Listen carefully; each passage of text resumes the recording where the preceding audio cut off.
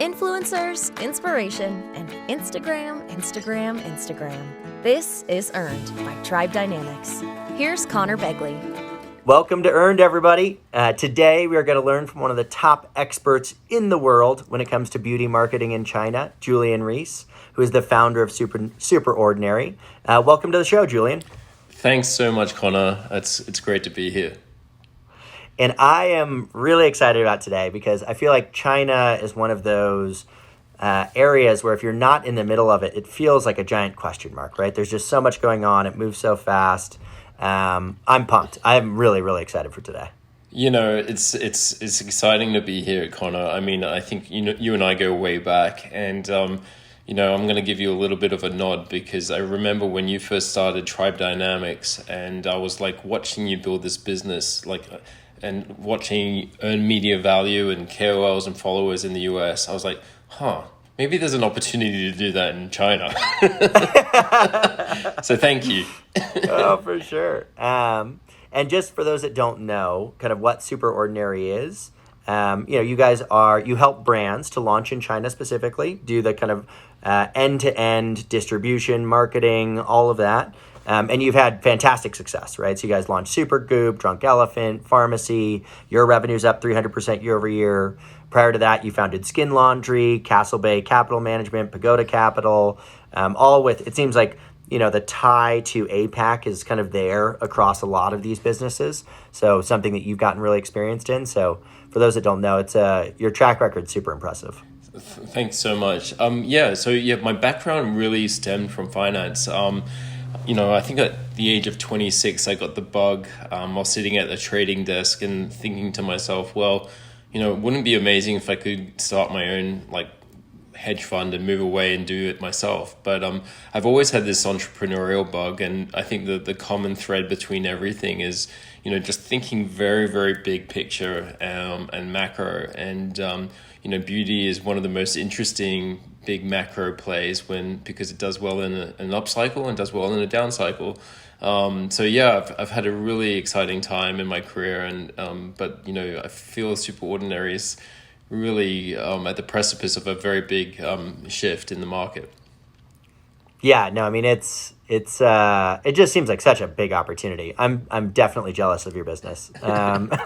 So I want to hop kind of current topic. I listened to your interview with Beauty Matter, which was great, and this is about almost a year ago now. And one of the things that you talked about was, if you're not in China, it's going to be tough to do it in a year, right? Because there's all of these native brands coming out of the Chinese ecosystem that are really growing quite quickly. Like I've heard about Perfect Diary, and I don't spend a lot of time thinking about China, and I've heard about their kind of fantastic growth.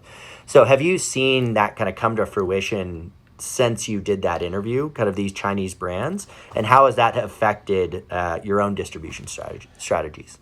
Yeah, I think my view was always that the Chinese beauty market was always going to be this monster of a market that's going to grow.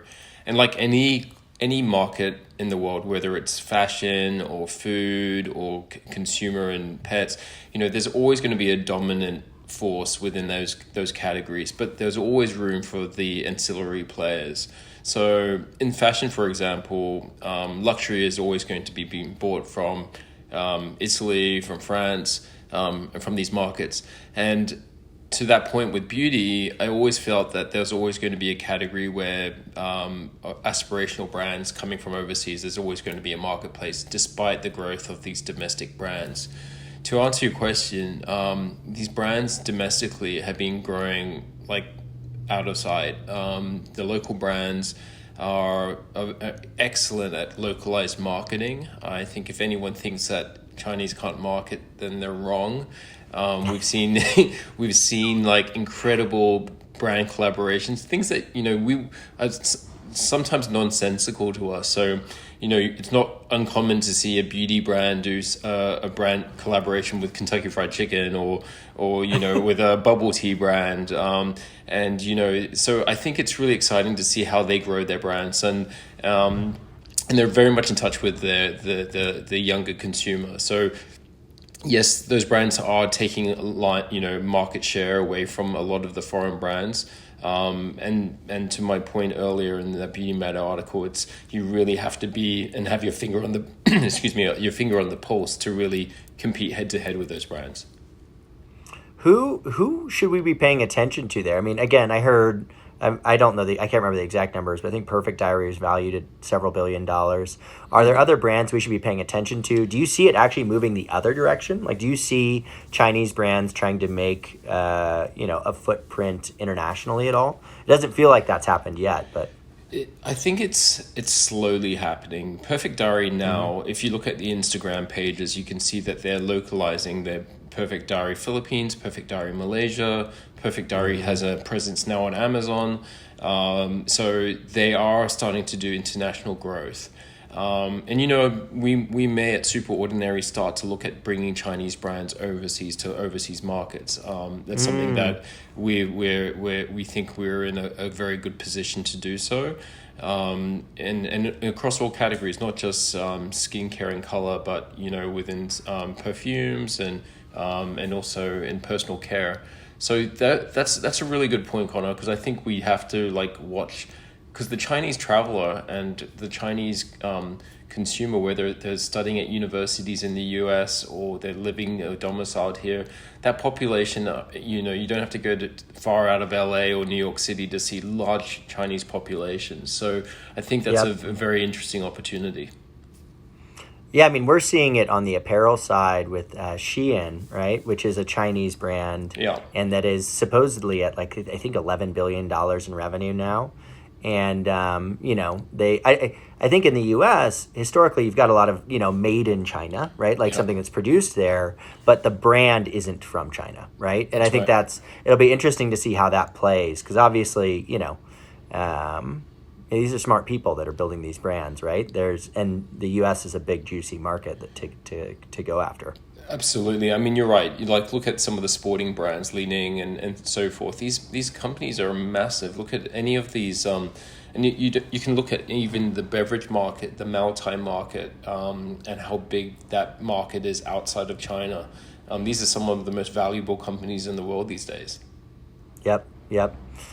So I know one of the bigger shifts that's happening right now, and that you're going to know a lot more about than I know about, is the kind of changes in animal testing, with regards to bringing brands to market in China.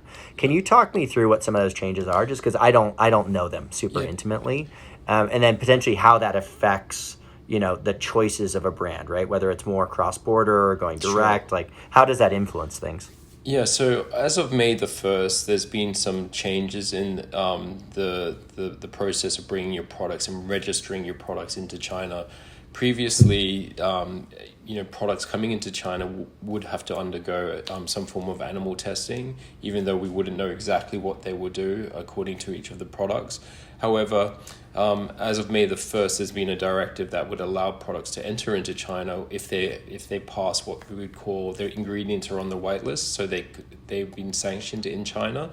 So whilst animal testing has gone away, your products still need to undergo, and the INCI list needs to be supplied and registered onshore. That process can take anywhere between 6 months to 2 years to register your products, just depending on the complexities. Typically, special cosmetics are the ones that can come through are usually the more generic products, but so far today, it's more challenge. It's still a challenge to get register your products because many of the ingredients aren't allowed still, obviously complex products like SPF and things like that are much more challenging. So the routes to get into China still, in my view, haven't changed. Cross-border is still the primary channel that we should focus on, because. The consumer's already been trained in his mind that these products are coming from overseas and these products are authentic. They are well recognized, and they're coming directly from the brand. Because to open up these channels on Alibaba, you need to have all the certificates and authentication to be able to sell those products in the local markets. For those that are kind of less sophisticated when it comes to the cross-border process, which I could even throw myself in that bucket, Yeah. Like, how is that different? Like, how does what are the steps in a cross-border process? If I'm a brand and I want to sell in China, whether it's with you or on my own, how does that work? So the cross-border channel was set up to allow brands to enter the Chinese market without having to register onshore. And the Chinese government set up this channel so that consumers can buy products. So let's say, for example, you wanted to buy products, but there's a certain cap on how many products you can buy per year. So there's a cap. So let's call that, I believe it's around just under $5,000 US. So there is only so much that can go through that channel. So what happens is there are these warehouses that are set up throughout China that are bonded warehouses where your products will be shipped into, and then only when the consumer purchases that product online does it get picked and packed and sent directly to the consumer. But the consumer would have to enter in the equivalent of your passport details so that everyone can track what's being bought by who and how much. But it's a nice way for the the consumer to first discover your product, because they know that when they go to Tmall Global or one of those cross-border channels, they know that this product is a foreign product. Typically, the consumer knows what they want to buy, so because it's quite a lot of effort. So when they go and find, the Supergoop Unseen Sunscreen, they've probably heard about it through Austin Lee, and they know where to go and collect it from. So it's really that's how the process works. So at SuperOrdinary, as we build these brands up through a variety of channels, and the ones that you obviously are most familiar with are the live streaming and the influencer channels. We see a very strong correlation in understanding how that process works. However, the data available to us in China is not as readily available as you see in the US. So I think you and I both talked about tribe dynamics one day coming into China, which may still be the case, hopefully, which really helps us analyze the influencer and earn media value, because I think that type of data is still very hard for us to grab onto. Yeah, I mean, China would be a massive market for us, given our kind of brand footprint. We're big in fashion, big in beauty, big in, luxury, which all do. I mean, it's the biggest category for luxury. It will probably soon be, or biggest country by sales for luxury, probably will be for beauty in the not too distant future. So it would be massive, and I'd love to work with you on it. So that's part of the reason I brought you on the podcast, is to bribe you into working with me. Let's shake hands. I'm down. Well, let's take a step back. So I want to hear a little bit about kind of that journey to founding SuperOrdinary. What made you think about the opportunity? Like, how did your background in finance lead you to that point? Sure. Just for those that, I think there's a lot of people that like to see what the entrepreneurial journey looks like. And so tell me about that. Yeah, so, my path to where I am now is definitely non-traditional. I started my career as a trader in New York City on Wall Street, working at JP Morgan. I was a derivative trader, which is basically analyzing yield curves and very mathematical. And that really kind of brought me into understanding how, big markets work with each other, like interest rates and foreign exchange and commodities, and that always piqued my interest about how to think about the world. I started my first hedge fund when I was 27, and I ended up selling that to Paul Tudor Jones of Tudor Capital and building his business in Asia. And, I had a lot of early successes in my life, which was really got me into really thinking bigger picture. And I think anyone that knows me knows I'm always a dreamer. And I'm always thinking about the very long term, and, to a fault, because I think it's really important to dream when you're an entrepreneur, because it makes you think, that, life's exciting. That brought me into a number of positions in my life. So I've had 3 hedge funds in my life, and my last one, which was Castle Bay, which was just managing just under $1 billion under management. And then I found myself in a very interesting place in my life where I was actually bored of what I was doing. And in 2011, I was looking at investing some of my own personal capital, and I found this opportunity to distribute beauty brands in Southeast Asia called Luxola, and that's got me my first entry into beauty. And within 2 years, that business got acquired by LVMH to become Sephora's digital business. And I thought, wow, what an interesting model that you could actually see these younger brands grow and expand, and cosmetics and commodities and beauty has always been similar to me. So it's really a trading opportunity. So I used what I learned in trading, which is really understanding big data, and try to apply it to beauty. Very much how you think about things too, Conor, because I think how we make informed decisions is really about reading the tea leaves and understanding about where things are going. So I after Luxola, I started a brand called Skin Laundry, which was a physical business, disrupting the traditional medi spa business, which I thought there was a way to do a better offering. So I moved to the US. Started opening stores in America, now in London, the Middle East, and Hong Kong, and I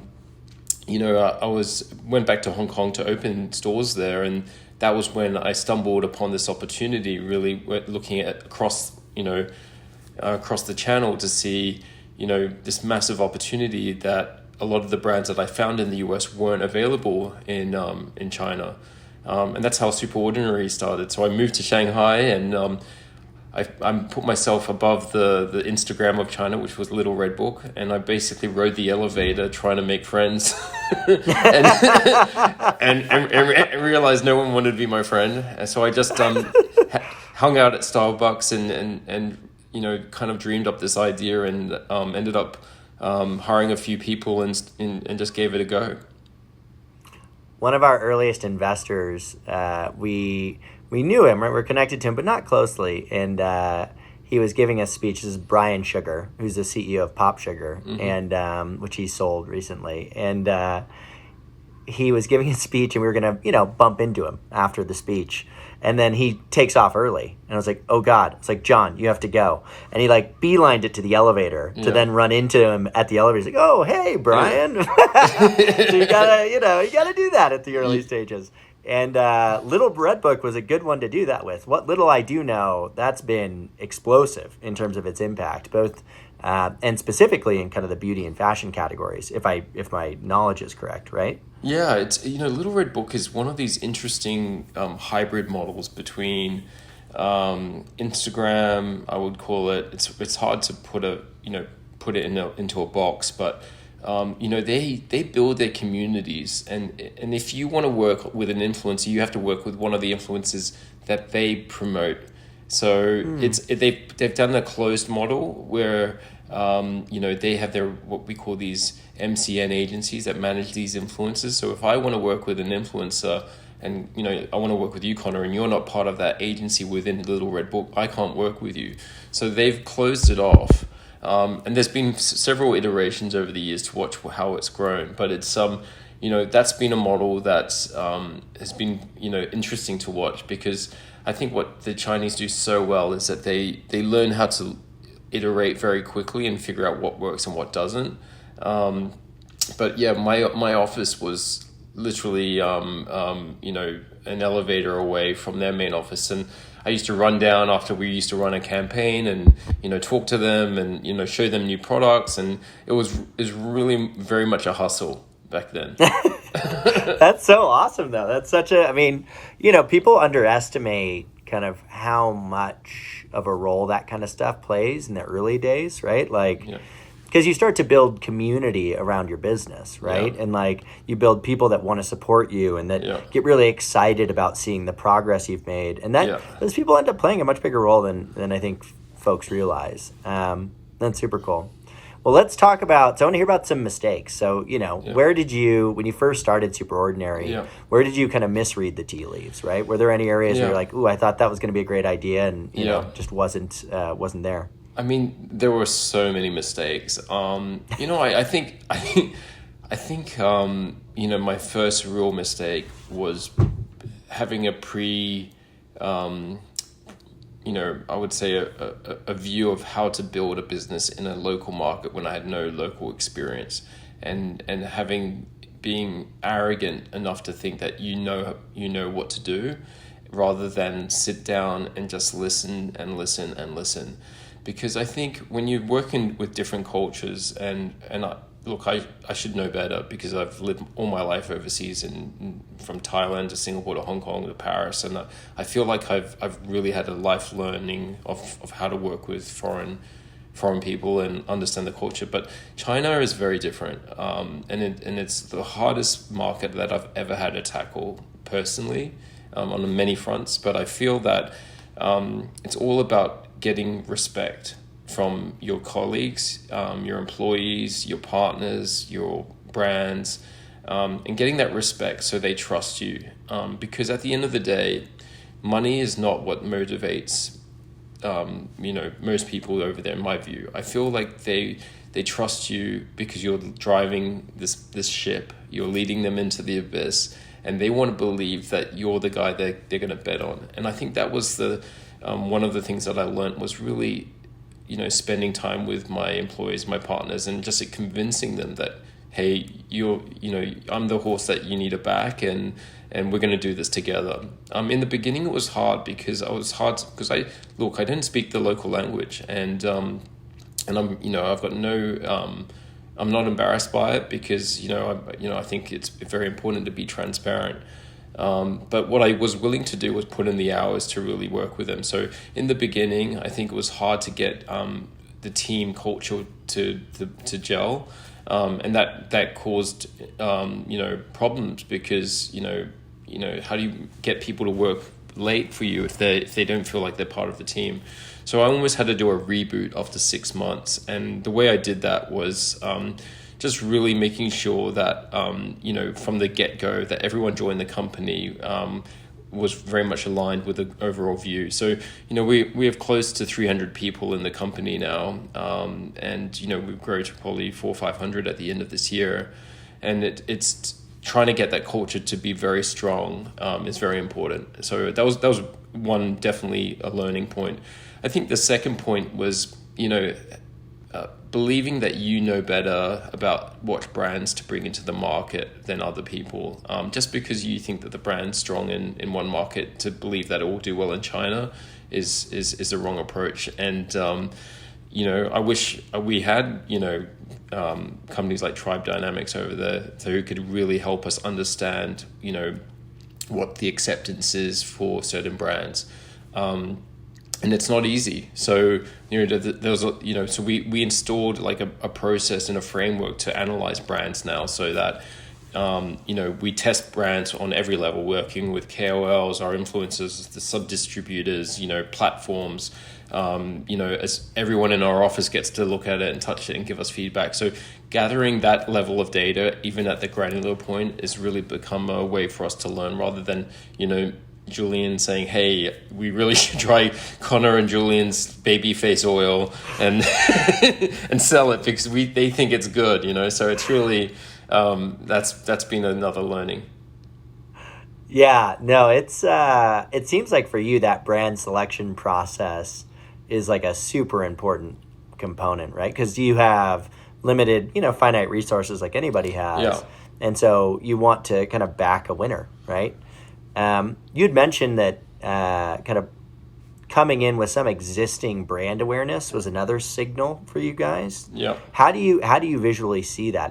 Does it just show up as people kind of selling the products themselves individually? Like, how do you assess the kind of brand awareness component? How does that work? So historically, we kind of had a few rules that we played by that kind of give us some sense of where the brand, and to your point, signal is a very good word in this case, because we're looking for signals all the time, whether it's an ingredient signal, a brand signal, an influencer signal that kind of like alerts us that, hey, pay attention.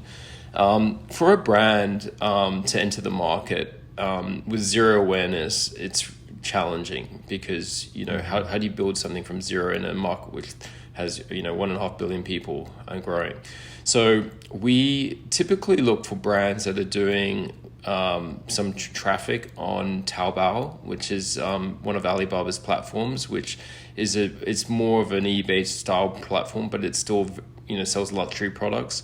And the reason why they're operating there is that typically there are daigous or people who would travel overseas, buy the product and sell it onshore.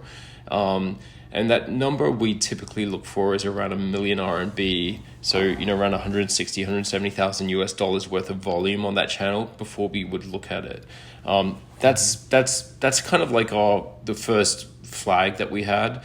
But also we have social listening tools that we look at to see, if a brand's mentioned, if there are any posts on Little Red Book, and that we look at all of those, we index it and kind of give ourselves, is there some movement or velocity of that brand in the market?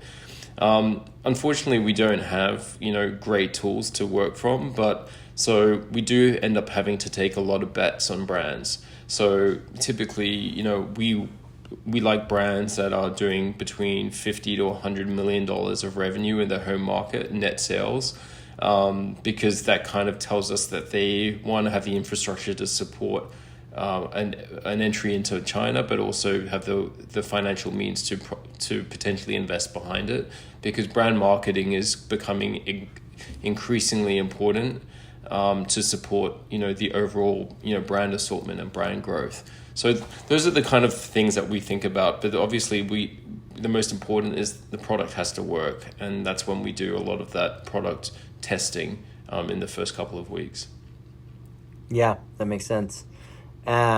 So talk me through, we've talked about a few different platforms here, right? Mm-hmm. For those that are kind of really new to the Chinese market, like what do I need to be aware of, right? Both the e-com platforms and the kind of more the social platforms. And I know social and commerce are blended a bit more in China than they are in the US. Yeah. Like, what should I know about? What are the ones, and even kind of prioritize, what are the most important? Yeah. What do you focus on? Sure. I'd love to hear about that. Yeah, so I think anyone who's listening and thinking about China, the ones that you should know and be most fluent in would be Tmall Global. So Tmall Global is your cross-border channel into Tmall, which is Alibaba's largest platform. It's the equivalent of Amazon. Tmall Domestic is if your products are registered in China, that is a platform that you can sell your products on also. That marketplace is generally a lot bigger. I would call it probably 3 to 4 times larger than Tmall Global. So obviously the holy grail is to be on both platforms, and you can be. So those are the two major platforms. The second one is Taobao, Taobao. So Taobao is a platform that looks and feels and interconnects with Tmall. It's also owned by Alibaba. But that platform generally services different tier cities in China. So there's tier 1 to tier 5 cities in China. And typically Taobao services, tier 2 to tier 5, even though, people in tier 1 would use it. So all the functions and, different, live streaming channels will all appear on these different channels. So Tmall has a live streaming platform. You could look up any product and you'll see a live streaming icon, which you can click on, which will take you to a live streaming about that product right there and then. Taobao does the same, and I think I could talk to you about this forever because there's so much to talk about. But I think those are the first two platforms, and then Little Red Book I would say is the third most important for any brand going into the market. So those three would be the main focus. Very cool, very cool. And what I know you had mentioned that that has taken on kind of live streaming specifically has taken on a bigger and bigger chunk of the total pie for you guys in terms of revenue. Yeah. Right. Going from, I think you said 10 to 40%. How has that changed now that, obviously things have fully opened back up in China for quite a while. Have you seen that shift back? And how has that altered your own kind of marketing and distribution strategies, that big shift? Yeah. So live streaming is becoming like this ongoing, growing channel that is not slowing down. Just to give you an idea, the top 2 live streamers, Via and Austin Lee, over the 11/11 sales, which is the Black Friday sales. Yep. Via just herself did 1.4 billion US dollars over 10 days. So What? so yeah, That is a mind-boggling number. In 1. how many? You said in 10 days. How many days? 10 days. So I So don't know 100 over 100 million a day. That's pretty good. I don't know what the commission rates are over in the US, but that's a lot. Austin Lee did north of 800 million, and I think this market is getting like out of control. How big this live streaming channels can go, and it plays very much into the culture of how people consume products and consume entertainment. And there's I've spoken to a lot of people, a lot of investors and private equity guys who are looking for what's the US equivalent of that. And that's an ongoing discussion, because I don't think in the US, even though we're HSN and QVC are such important TV shopping networks, the Instagram and the younger consumer does not engage with live streaming the way that the Chinese do. And I think there will be challenges for a lot of these new live streaming platforms that are occurring in the US to try and mimic what's happened in China. And so there's a lot of dollars sitting on the sidelines waiting to put money into these platforms, but in the US, but I think it's a very different model. But yeah, for us as a business, how we think about it is that, we always think from where is our consumer and then reverse engineer of how we get to that consumer. Because I think historically brands sometimes think, I'm a brand, I need to be on, Fifth Avenue or Madison Avenue, and that's where we're going to sit because that's brand positioning. However, your consumer could be sitting, in the Midwest, in Chicago, and if you're not servicing that consumer, you're missing out. So we think that whether it's live streaming or Taobao or Tmall or Amazon, wherever we are in the world, we have to be where the customer is. And we have to bring the brand that we're representing in its best light possible to that customer, give that very rich experience. So SuperOrdinary has always been, that's how we think, rather than trying to tell the consumer, you have to go here to buy your product. Yeah, I mean, people try to force that. They're like, oh, my consumer should be here. And it's like, no, you just got to go where they are. Yeah, exactly. And I think culturally, the point that you make is like, yeah, I think in a lot of ways, because our parents' generation was so big on QVC, HSN, it's made it so that the younger kind of US consumer is like, that's not where I want to be, right? Because that's where my parents were. That's right. And so I think it's made it like people keep waiting for this breakout kind of live streaming event to happen in the US like it did in China. I just don't, I don't know if it ever is, or at least not, I don't see it happening. So let's talk about, you mentioned a couple of the big KOLs, right? Which are obviously, those numbers are eye-popping. But, you guys work with tens of thousands. Yeah. So, and a lot of those, I would imagine almost all of those are small, right? Smaller KOLs, which KOL is also influencer, right? Key opinion leader. Yep. So talk me through kind of the tactics that you utilize there. Yep. What size is your team? Like of the 300 people, how many are dedicated to it? I mean, I've heard that Perfect Diary's got 100 people dedicated to influencers or KOLs. Yeah. So like, how big is the team? What are some of the tactics? Do you guys gift them? Do you run affiliate programs? Is it events? Like, how does that function? Yeah, it's definitely work in progress. I mean, our team is close to 20 now that work with over 40,000 influencers, either directly or through agencies. We started, 4 years ago by trying to understand, how to pick an influencer, as you obviously, have been working on many years now. And I think what we've realized was that, there is just that every single day there are so many new influencers entering the market, and you can never keep your tab, onto them because they're, the market's always changing. And then, the strategy, which, you've seen in probably 1,000 pitch decks of a pyramid of the macro influencer, the mid influencer, and the smaller KOLs is not dissimilar to in China as well. The micro influencer is really where a lot of authenticity is found. And what I found in beauty is that, beauty is very much segmented across products. category. So, you know, someone who talks very strongly about a toner may not talk about a moisturizer. So, you know, I think what we've done at SuperOrdinary is collected a lot of information about, you know, who's talking about what, you know, what's the return on investment from that influencer, and you know how those influences change over time too. So we've managed to like collect a lot of information. So when we do work with a brand, what happens is we have 24 brands in China that we work with, and our influencer team of 20 people get RFPs every single day from each one of our brand leaders, and they would go over and say, "Hey, Conor, I'm launching this new vitamin C serum, and you know I need to have a strategy that will allow us to grow this brand to X over the next 6 months." So our team will go out and really think about this carefully, about like what's the strategy, how many influencers we'll be using. It's a pay-per-play society, so there's no free seeding programs. So unfortunately, you know, it is very expensive, and that those prices change daily. And the commissions that these influencers ask for are very aggressive too. So it's not uncommon that they will ask for, you know, 30-40% of revenue to, which really makes it challenging. But these influencers, if they convert, it's definitely worth it. So I think, you know, live streaming, in my view, for example, and I put that into the same bucket because it's creating awareness. I mean, what you're trying to do is, you know, think carefully about like what the kind of growth you're looking for in your brand, and then is that growth sustainable? You know, if you do $10 million in year one, you know, is it realistic that you do 20 million in year two?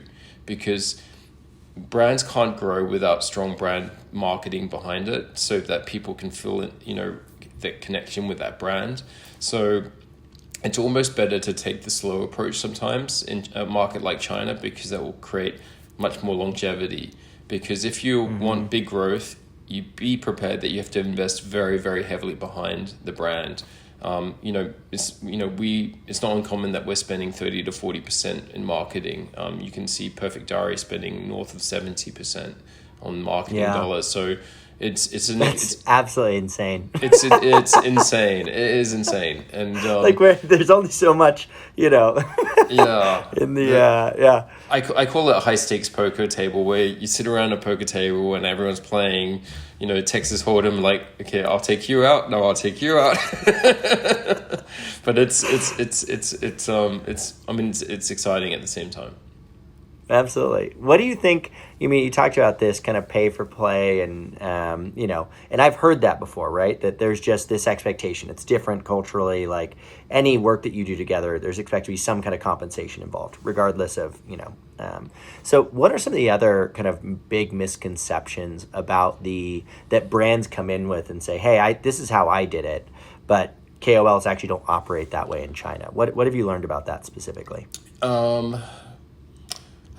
I mean, first of all, the biggest misconception is, you know, when a brand comes to me and says, "Oh, you know, I do this much money in revenue in the US with 300 million people, and and China's 1.5 billion, the total addressable market's that much bigger, so I should be doing this."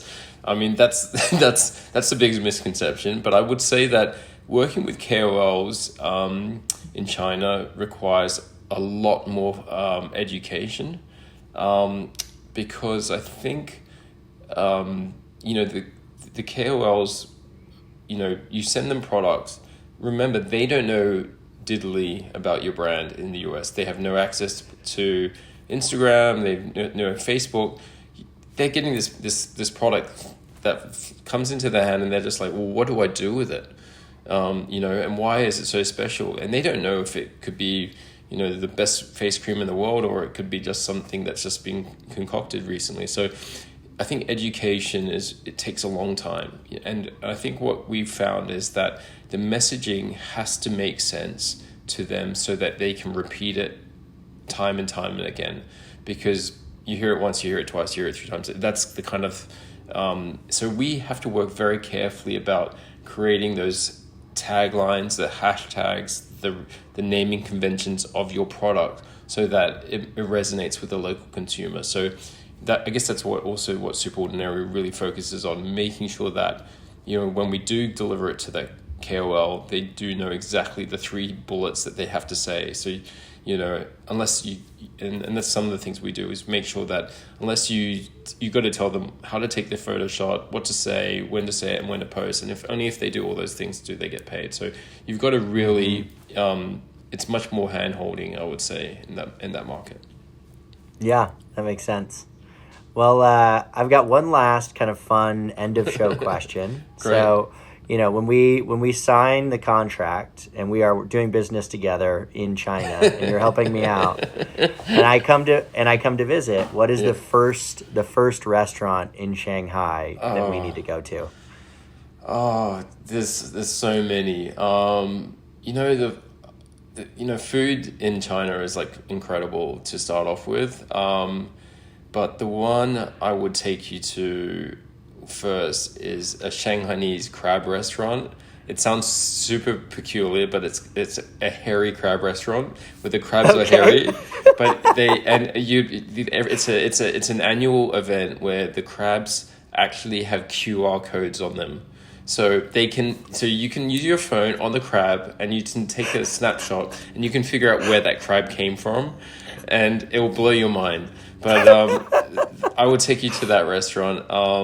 But you definitely try a lot of the Shanghainese wines and a lot of the liquor there. I think you'll get a pretty nasty headache, but you'll have a lot of fun. That sounds awesome. Well, I really appreciate you taking out the time, Julian. I know I learned a lot today, and I know, for those that are interested in entering into the market, it's like I said, such a big question mark. So being able to get even a little bit of guidance is super helpful. So thanks so much for taking the time and for striking a deal live on the podcast. Yeah, thanks for having me, Conor. I was very happy, and congratulations to all your success. Thanks, Julian. Right. Take care. Bye. Bye. Hit subscribe now. Earned by Tribe Dynamics. Tribe Dynamics unlocks your social media influencer community. Our platform not only tracks and measures your best influencer relationships, but discovers new influencers to grow your business through earned media. Get started with a demo today at tribedynamics.com. tribedynamics.com.